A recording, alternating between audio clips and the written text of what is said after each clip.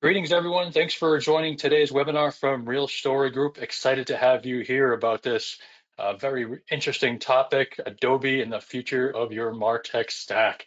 I'm joined by RSG founder and CEO, Tony Byrne.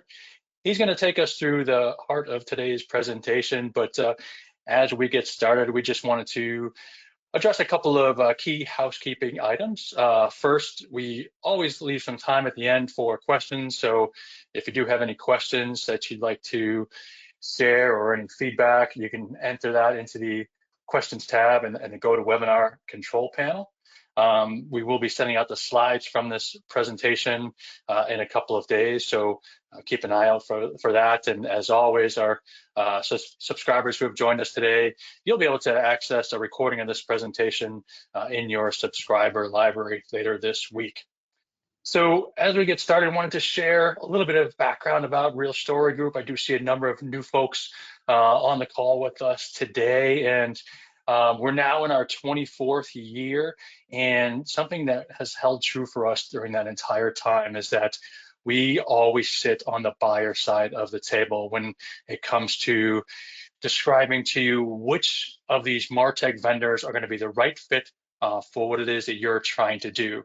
So we don't take, we don't write white papers for vendors. We don't advise them on their strategy in any way. We won't take a cup of coffee from a vendor, okay? Our focus is helping you make the right technology choices. And that really sort of no BS approach that we take in describing what these vendors do well, but also where they fall short, is something that's near and dear to us, and something that we're going to really establish during today's conversation about Adobe and some of these other vendor behemoths that are out there. So I'm going to turn things over to Tony, and he'll take it from here. Tony? Great, thanks, Scott. I'd be remiss if I didn't mention the mystical quadrant. We're making fun of traditional analyst firms. We're going to come back to that graphic a little bit later. But first, I wanted to start out a little bit with the different technologies that Real Story Group evaluates. We lay them out, the different vendors that we cover in this subway or tube map that we've been doing for about 15 years now. You can see Adobe right kind of in the center, that we cover an Adobe platform in nearly all the different marketplaces that we cover. So each marketplace here represents a particular line on the map. So, it's hard to have a conversation about MarTech, particularly for medium to larger enterprises, without acknowledging the presence and footprint of Adobe. And because they're so prevalent, I think many people then jump to the assumption, well, that Adobe's platforms are really good, that it's sort of the best of breed, that we ought to have them, so on and so forth.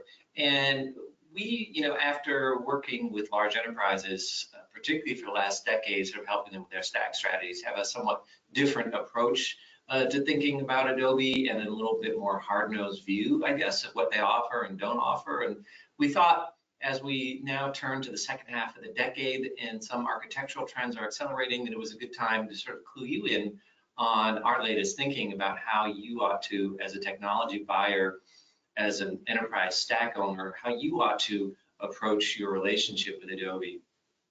So first, we want to lay some groundwork on what we believe is really the increasingly the present, but also the future of your MarTech stack, just to lay out some kind of conceptual terms. Then we'll take a look at what we see as Adobe's strategy and our take on Adobe's platforms. So just to give you a little bit of background on that, we're approaching this through the lens of our clients, who are large enterprise customers of Adobe. So we're not like some abstract, analyst sort of looking at the marketplace from above. We're really sitting on your side of the table, the buyer side. From the buyer side of the table, what's happening with Adobe's strategy? What's happening with Adobe's platforms? And then we'll wrap up with some key takeaways.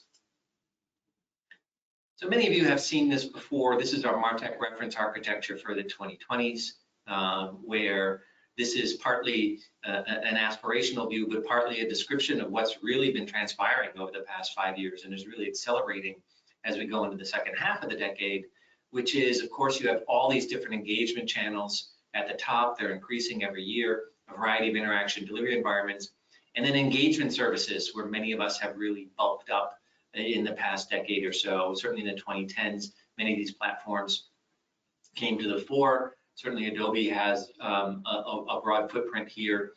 And our argument, though, is that the future is really going to be around building up more enterprise foundation services, both in really three categories: content and information, you see on the left, data in the middle, and decisioning over on the right. And the key thing about these is that these are channel agnostic services. In other words, a lot of the frustration that we've had with these architectural patterns that came out of the 2010s was this kind of lateral integration where we had content that was stuck in different engagement layers, customer data that was stuck, personalization that was only transpiring within a particular engagement layer. And really the course of the 2020s, we believe, has been an effort to decouple some of these foundation services so that they can be used in a more omni-channel way. Also, of course, you can't have this conversation without talking about AI. Certainly generative AI, insights AI, decisioning AI are key pieces of it. Those two really depend a lot on enterprise foundation services. So one way to describe this architecture is loosely coupled but strongly backed. So the idea is you have more looser coupling between your foundation services, and that allows you to have different pluggable engagement services. We believe this is the only way to scale. This is the only way to get to omni-channel coherence, and this is the only way for the kind of adaptability and agility that you want to do. Certainly one of the things that this then calls out is a number of organizational and governance changes around complexity and people and budget kind of moving southward in your stack. This is happening organically. The savviest firms that we know are being very intentional and very strategic about this in the way that they create their architectures and their organizational structures. But in any case, we think this is like the smart stack of the future. So the key thing here is from an architectural standpoint, is this notion of loose coupling, right? And then that gives you then freedom from getting some of this content and data out of jail where it's stuck in some of the engagement areas and into a place where it can be managed more at an enterprise level. So in a sense, this also kind of liberates marketing teams. So the first notion is the future is going to be these loosely coupled foundational services. The second point we want to make is that, there's been a lot of debate about composability versus suites. I think that this debate has been won. There's evidence of it, is that composability has won this debate. So we went out and talked to 30 of our largest subscribers. These are mostly global enterprises. And we said, hey, most of them are council members of ours, that what's in your stack? And so we started putting logos into some of these boxes, and what was extraordinary was about the incredible diversity of the platforms that are in play here.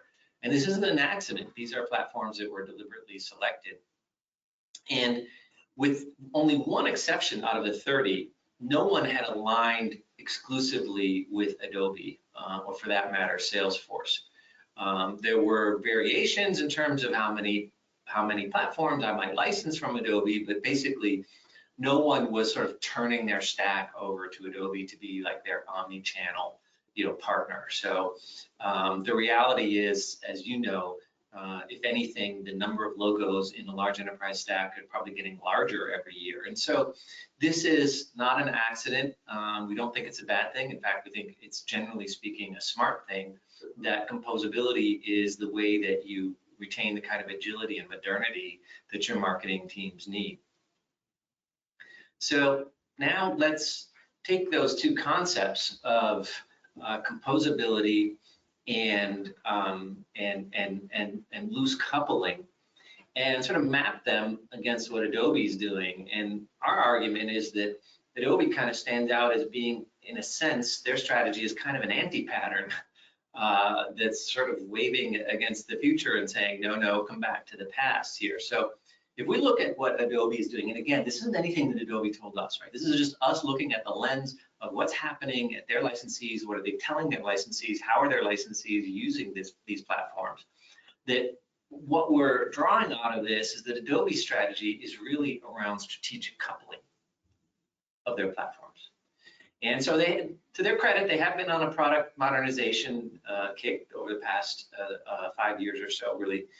But what they're doing is they're binding their individual platforms to super suites, and then they're interconnecting those suites to own a greater share of customer MarTech and DX stack. So if we look at what are the key tenets is, we know they're telling Wall Street that they want to own most or all of your stack, to be the kind of centrifugal center of your stack and have everything else revolve around Adobe. And what this means also is very little incentive to play nicely with non-Adobe platforms, which of course runs counter to what's almost happening in every other stack where you're having a number of different non-Adobe products around it. It's happened twice recently where we've been assisting clients with Adobe selections, and Adobe has come back and of course said, here's the different, with different MarTech selections where Adobe was competing. And Adobe came back and said, well, I see you use platform X. Do you know if they have a connector to Adobe? And so like, we're thinking, well, no, you're Adobe. Don't you know whether they have a connector? Of course they don't, because it's the other person's job to connect to Adobe. It's not Adobe's job to help you connect to other platforms. And so there's this implicit assumption that Adobe is the center of your stack, but in reality, that isn't the case in most cases, and nor should it necessarily be the case. Of course, for smarter enterprises that are taking a somewhat different approach, who may have a more tactical relationship with Adobe, you often face a very aggressive escalation strategy from Adobe itself, where they will push back with your executives, with your board members, with others, saying that their staff are not taking a strategic view of this, that they're going to have this crazy quilt of different tools, and if you just go all in with Adobe, it'd be much better. So you face sometimes some difficult, sometimes unethical behavior on behalf of Adobe that you often have to push back against. We'll talk about that more later, but basically what Adobe is doing here, what's really implied in their strategy, is driving its licensees to a more all-in strategy that forces you to a deeper commitment to their platforms or not. And so we'll come back to the or not piece in a bit. Let's talk a little bit more about this consolidation into super suites. So of course, Adobe, like many software vendors, is promising Wall Street a greater share of wallet and stickiness, and really focusing, really pushing those that would have more point solution licensing of Adobe products into making greater investments in these kind of quasi-bundled platforms. So you have Creative Cloud, which is connected to Adobe Experience Manager in part through Adobe Workfront. You have Experience Manager with Sites and then Adobe Assets, historically very tightly integrated with Analytics and Adobe Target, but now Target and Analytics increasingly more under the scope of the Adobe Data platform, the Adobe Experience platform, which is sort of a newer homegrown piece, which also has a number of its own tools as well. So Creative Cloud financially remains the engine, is likely, although I don't know this for sure, the real profit center within Adobe. What's interesting is that there's often a lot of challenges of integration between Creative Cloud and some of the other clouds, and some other vendors actually have better integration with Creative Cloud. But in any case, it's still really the flagship offering from Adobe. If you look at Experience Manager in the middle, this is really kind of an aging set of tools. And so that is forcing the vendor to really kind of push towards more of a reinvention of the platform as a SaaS platform. This is a bit of a conundrum for them because historically Adobe was a highly extensible, customizable toolkit for web content management. And so this means that, you know, the SaaS version, which is going to be simpler, is a little bit of a conundrum for them because on the one hand, if you are the most complex platform on the market, and that's what people license you for, if you come out then with a simpler version, it begs the question, should I really even stay with Adobe? The other thing is that Adobe infamously has a very weak digital asset management platform, and so that has also hindered them in the omni-channel arena. I'll get back to that a little bit more later. And then the big issue that's happening here is that Adobe is binding a number of its experience or its, I would say its engagement models, engagement platforms like Journey Optimizer, Target, and others to its own data layer.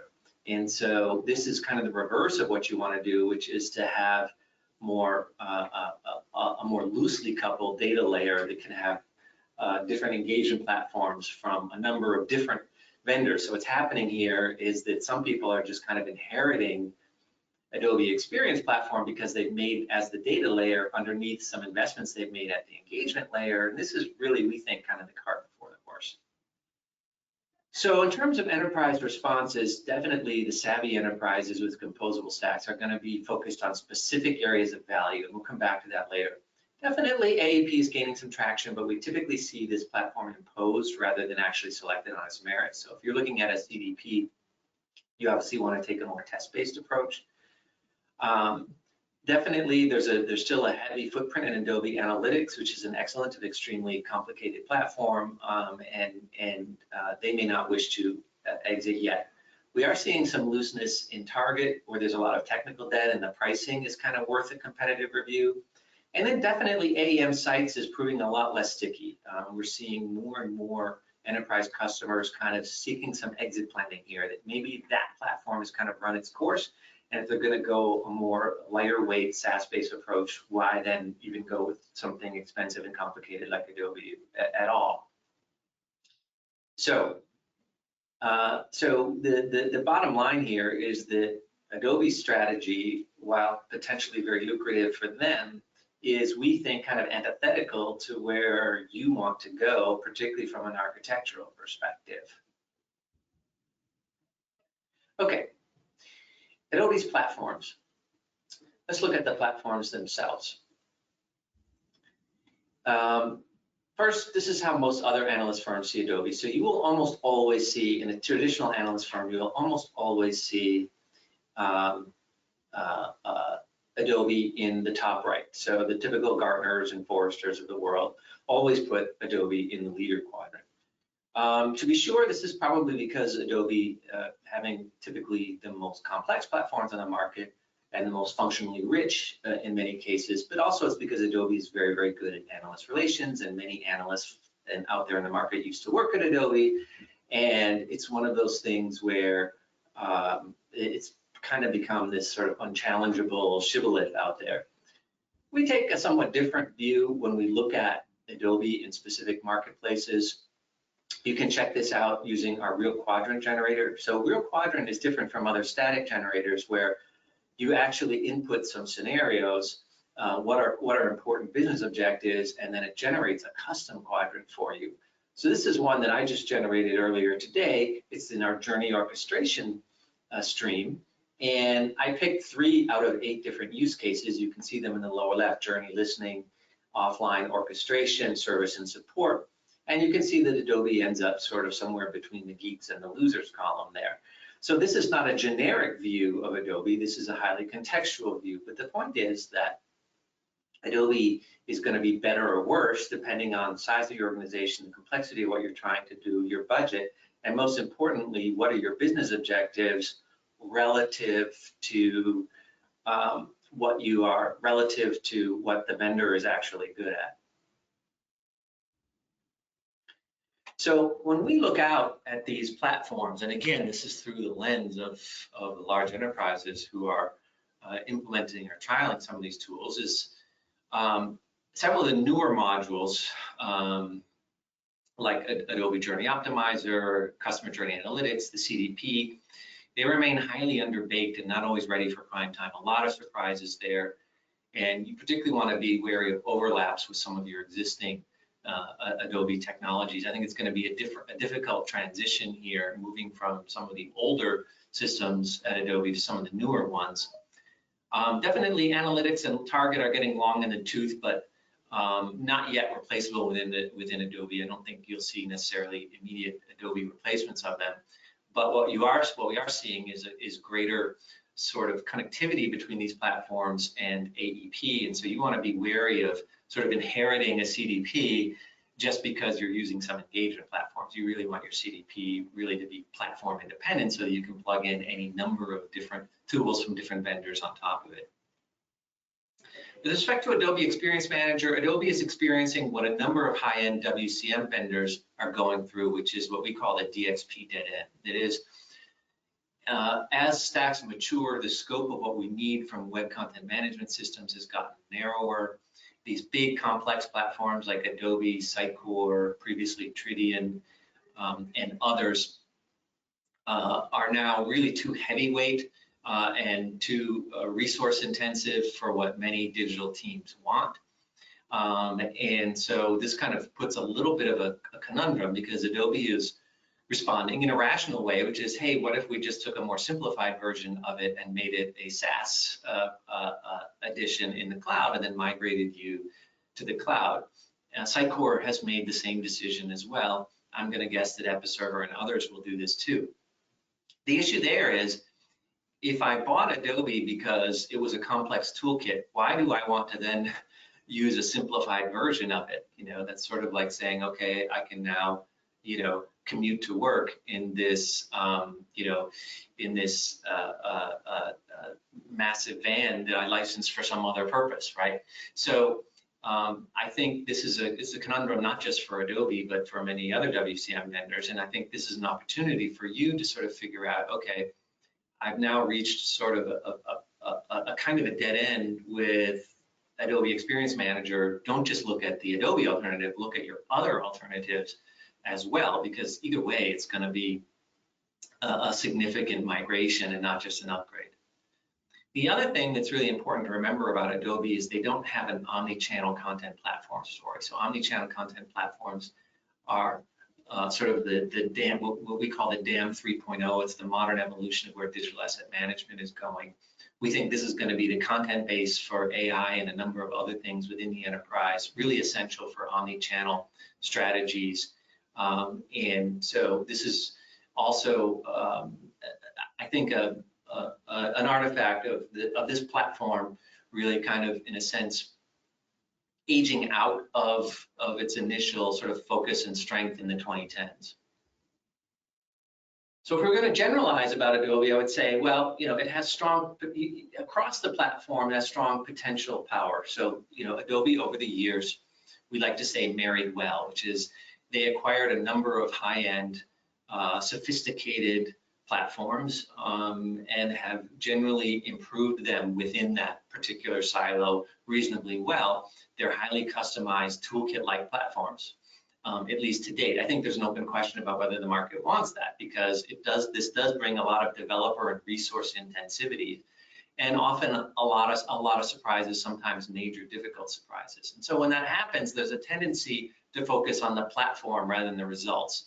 In other words, if you have these big platforms that exert this sort of gravitational effect and force, you end up thinking about putting a lot of resources into optimizing the platform rather than optimizing the work that you're trying to do on that platform. And this is another reason why we often think that more lighter weight solutions are often much more liberating for marketing teams. The other thing that I think we've had to conclude about Adobe after watching them for 20 years is that they are a better software marketer than they are software developer, which is that they have bought and effectively packaged a number of very impressive technologies, but when they built things themselves, they have tended to be very long in gestation, very difficult roadmap meandering, just not the sort of quality that you would expect out of something with the brand image that Adobe likes to project. So let's talk a little bit about what you should do, and then we'll open it up. I do see some questions coming in. So the first thing that you want to do is convert to a tactical relationship. So Adobe wants to have a strategic relationship with you. This is, in most cases, just an invitation to for more resource extraction, quite honestly. What you want to do is focus on the Adobe platforms that work for you and only buy what you need, and don't hesitate to downshift out of dead ends. If Adobe Analytics, if Adobe Sites, if Adobe Target is not working for you anymore, then you don't need to sustain a relationship with Adobe per se. Your marketing people shouldn't have to suffer over that. What you want to do is have a more tactical relationship where you compel Adobe to put together an effective price to value model for the capabilities where it's a good fit for you or not. And the way you do that is through number 2 here. You competitively test it against alternatives. Always test any platform before you decide to select it. So you shouldn't necessarily accept a new platform from Adobe just because they're cross-selling it from you. You want to test anything against actual business cases and do this competitively. Now, we've managed many of these competitive tests, and sometimes Adobe wins. And when that's the case, I'm very happy for the enterprise because they actually picked through an empirical process what was the best fit for them relative to the competition. The thing is that too often with large vendors in particular, enterprises don't test them. And so they end up sort of working on reputation. And I would argue that like many large vendors, Adobe's reputation is better than its software. The third thing is that you want to make a case for stack composability. And to this extent, the way that Adobe is kind of increasingly tying together these different pieces, we believe that that's part of their strategy is on the wrong side of MarTech history, that it's going to slow you down, and that the way to persuade potentially skeptical executives is to say, look, this debate has been won. We're happy to give you all the evidence that you need on that. The future MarTech stack, the present and future MarTech stack is a composable agile stack. It's going to be a multi-vendor stack. The last thing I would say, in all fairness, is to apply the same lens to Salesforce. We've been focused on Adobe here. Salesforce doesn't have as much of a footprint or reputation. They have maybe some aspirations, definitely to behave and to work as kind of like this sort of suite vendor. Salesforce tends to not couple their different platforms quite as tightly, but some of the same, I would describe them as pathologies, sort of show up with Salesforce. So we'll have more to say about Salesforce in the new year. Maybe we'll do a webinar just on them. But I'm not suggesting that you run from your Salesforce, from your Adobe mama to your Salesforce daddy and try to find solace there. The point here is that you really are likely going to be most successful with this village of software suppliers. Okay. So if you want more details on this, or you're looking for some additional support in terms of building out the right stack for you going forward, there's 3 different ways that Real Story Group can help you. One is you can subscribe to any one of these subway lines, get our hard-hitting research, and use our tools like the Real Quadrant Generator I showed you to find the best fitting vendor. Some large enterprises just do a full stack subscription where they just subscribe to everything, and we advise them on their overall stack strategy. And then we also, thirdly, have an exclusive enterprise-only MarTech Leadership Council. So these are executives from typically larger enterprises who meet a couple times a year in person and several times virtually, all privately, no vendors, just to share experiences and talk about how share lessons and frustrations and help each other out. So if you're interested in that, feel free to contact us. And with that, I'll turn it over to Scott to talk about next steps, and then we'll take a look at some of the questions here. Great, thanks, Tony. You're always welcome to take a look at any of the research that we publish. We offer excerpts in each of the different 10 markets that we cover, so you can download one sample or all 10 to get a sense of this hard-hitting analysis that we take within each of these different areas. And as Tony mentioned, you can also try out the tools that we offer that come with the research subscription. I'd be happy to take you on a behind-the-scenes tour to give you a little bit more in-depth subscriber experience. So feel free to reach out to us if that's something you want to schedule, or if that MarTech Leadership Council sounds like something that you'd like to participate in, please let us know, and we'd be happy to share some additional details about that. I do see several questions coming in, Tony, that I'll send over to you. So Eric anticipated my last slide and jumped out and said, I see the same attributes from Salesforce in terms of coupling and super suites. Would you say that this is expected behavior of the monoliths? I'm going to the short answer to that, Eric, is yes. This is expected behavior of the monoliths, and also in particular, this is an argument that they're making in general to Wall Street as well. And so Wall Street, of course, you have to be very candid when you're talking to them. And so I get it. I'm not suggesting this is an irrational approach. I just happen to think that it's antithetical to your best interests as an enterprise customer.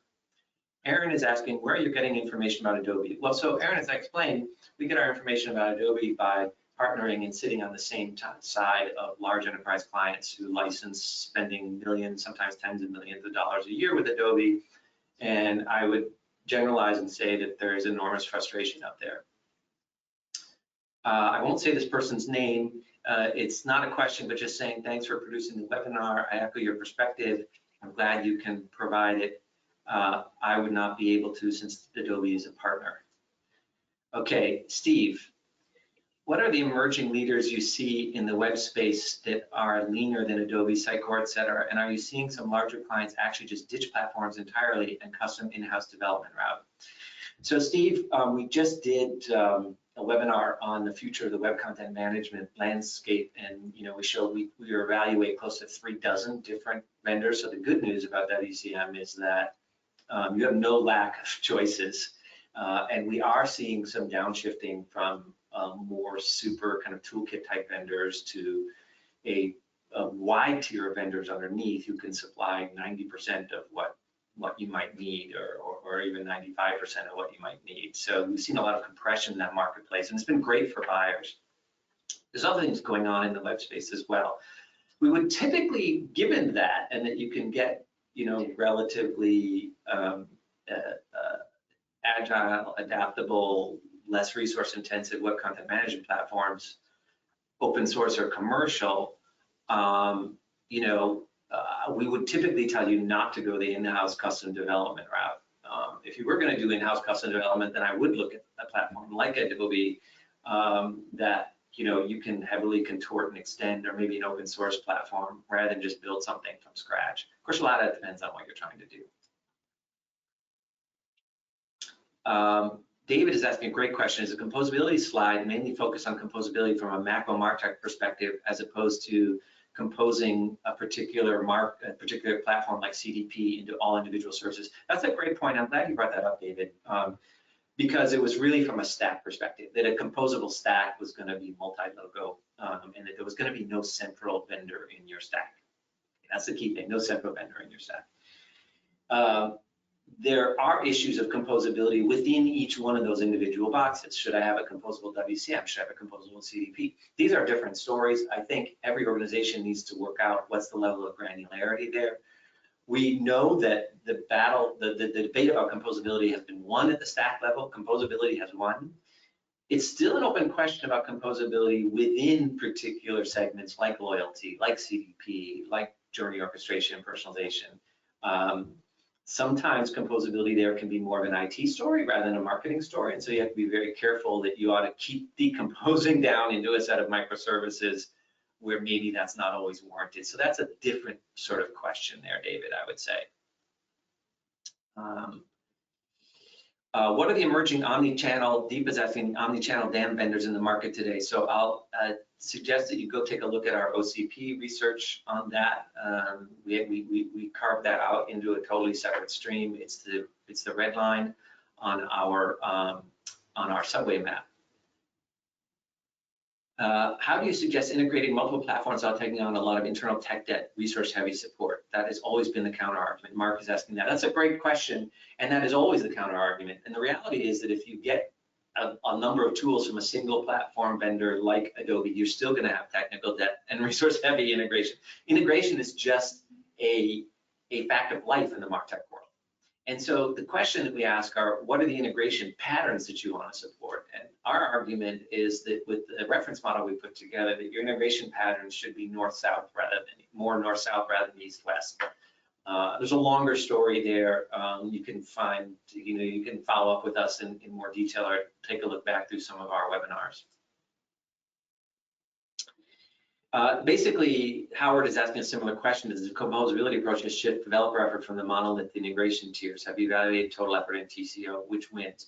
So I think that from a developer lens, as I said, you're going to have to integrate regardless. And so from that aspect, you're going to have a certain degree of integration effort that you just simply have to account for. It's a question of what sort of integration patterns. And again, we're talking from box to box. If you're talking about within a particular box, like loyalty or CDP, and you decompose even further from there, then things can start to definitely get messier. But I think, from TCO perspective, they're probably pretty even with respect to integration resources. The key thing is the market, is the business value. The the business value from a more composable stack and the agility that it gives you and the scalability that it gives you is really what wins the day. Okay, so gosh, the questions keep coming, so I'll keep answering them. You mentioned omnichannel as an attribute within the architecture, but I know scalability wasn't included. Have you considered including scalability in future analysis? In my experience, this is one area where Adobe significantly struggles. Well, that's a great question around scalability. And what's interesting is that Adobe does sometimes struggle there, although Adobe sometimes does very well there, depending on the platform and the context. Adobe platforms are often very scalable. The question is the amount of effort, both financial and developer, to actually get there. Scalability and usability and a number of other attributes are really important to take into consideration when you start actually selecting tools. And so we have a lot to say about that when you get into actual platform selection. From an architectural perspective, the question, of course, is it depends on the workload that you're asking any particular system to bear. But I would argue that the composable stack model that we put together was really designed for large global enterprises so that you could focus your scalability really where it's needed and to make sure that you're scalable at the right places. Ian is asking, I often see different opinions and bias among tech leaders versus business leaders. What's your insight in initiating conversation with the leaders to have a constructive and inclusive dialogue across the aisle? Wow. You're leaving the tough one to the end. Ian, I think a lot of it starts with trying to come up with common language. I mean, one of the things that we'll often do is take that reference model I showed you and customize it to a single organization and then walk both teams through it so they can kind of understand this is what our reality is today, and then we can talk about it to be. The whole notion of MarTech hasn't necessarily been solved, and now, of course, we have to bring in the data ops team as well. And so there's a lot to say about that. I would say the first thing is getting on a common page around the terms you use to describe your existing reality today, and then going from there to talk about the future. Lisa is saying, just not a question, just arrived in my inbox. Adobe named a leader by Gartner, and goodness knows what stream that is. But of course they're named a leader. They're going to be named a leader regardless. And they're going to be named a leader by Gartner several years after they stop becoming a leader. That's the important thing. And this is the real tragedy, is that when we see certain platforms in decline, Gartner and Forrester will still tag them as a leader, and this can be very destructive to you, the customer. Okay. Thanks everyone for sticking around. Really enjoyed this time together. If you have any further questions about this, you know how to follow up with us. So for Scott Dill, I'm Tony Byrne, signing off for now from Real Story Group. See you next time.